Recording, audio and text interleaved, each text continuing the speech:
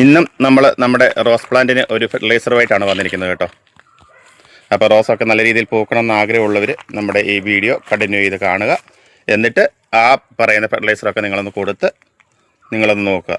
എന്തായാലും നിങ്ങൾക്ക് റിസൾട്ട് ഉണ്ടാകും. അപ്പോൾ നമുക്ക് വീഡിയോയിലേക്ക് പോകാം.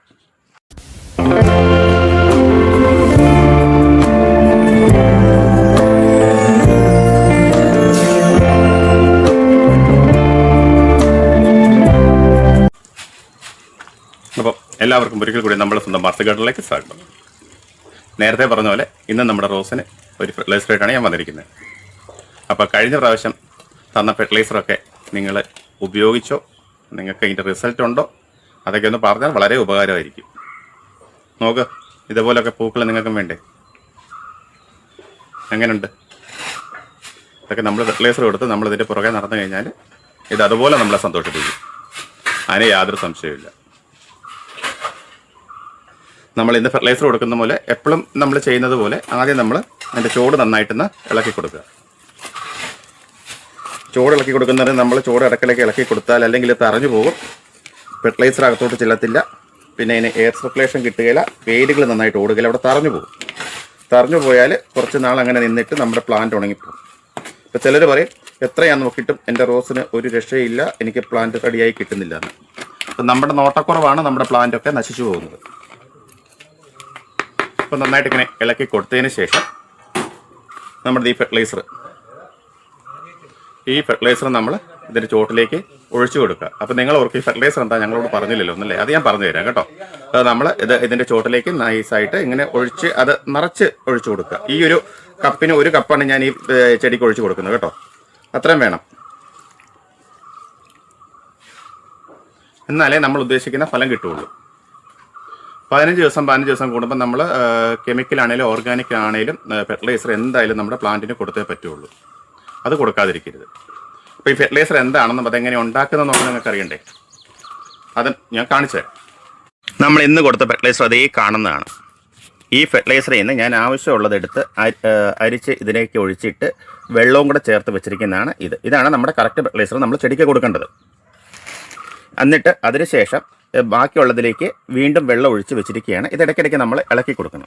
ഇനി ഇതെന്താണെന്ന് പറഞ്ഞുതരാം. ഇത് കേൾക്കുമ്പോൾ നിങ്ങളൊക്കെ പറയും ഞങ്ങൾക്ക് കിട്ടാൻ പാടാണെന്ന്. ആർക്ക് വേണമെങ്കിൽ ഈ സാധനം നമ്മൾ ഇവിടെ നിന്ന് അയച്ചു തരുന്നതായിരിക്കും കേട്ടോ.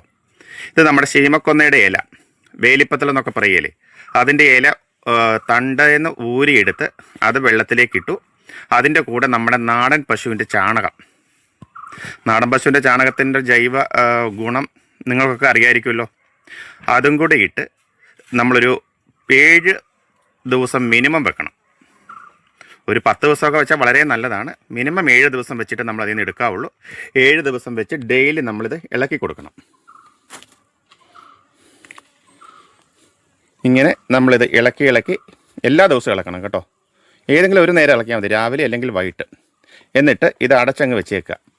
മിനിമം 7 ദിവസം. ഞാനിപ്പോൾ ഒരു 10 ദിവസം കഴിഞ്ഞാണ് ഇത് എടുക്കുന്നത്.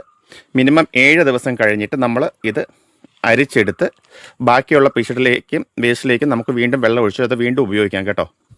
ഒരു 2-3 പ്രാവശ്യമൊക്കെ നമുക്കത് ഉപയോഗിക്കാം.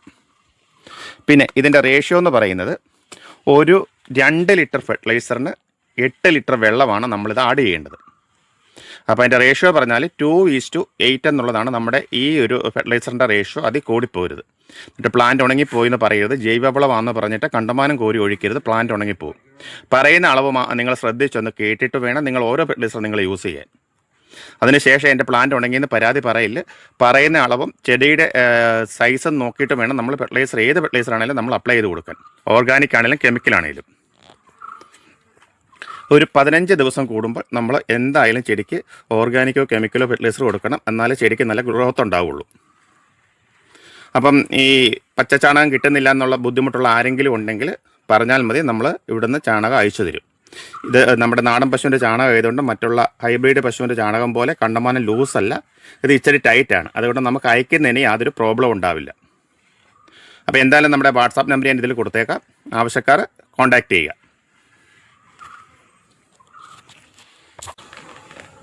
അപ്പോൾ ഇന്നത്തെ വീഡിയോയും നിങ്ങൾക്കെല്ലാം ഉപകാരപ്രദമായി ഞാൻ വിശ്വസിക്കുന്നു.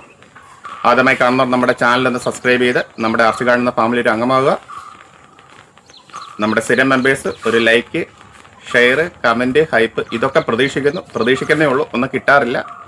കുറച്ച് പേര് നല്ല സപ്പോർട്ടുണ്ട്. അപ്പം നിങ്ങളുടെ വിലയേറിയ അഭിപ്രായങ്ങൾ ഞാൻ വീണ്ടും പ്രതീക്ഷിക്കുകയാണ്. ഗുണകരമായ മറ്റൊരു വീഡിയോയിൽ കൂടി കണ്ടുമുട്ടാമെന്നുള്ള ശുഭാപ്തി വിശ്വാസത്തോടെ ഇന്നത്തെ വീഡിയോ ഞാനിവിടെ പൂർത്തിയാക്കുകയാണ്.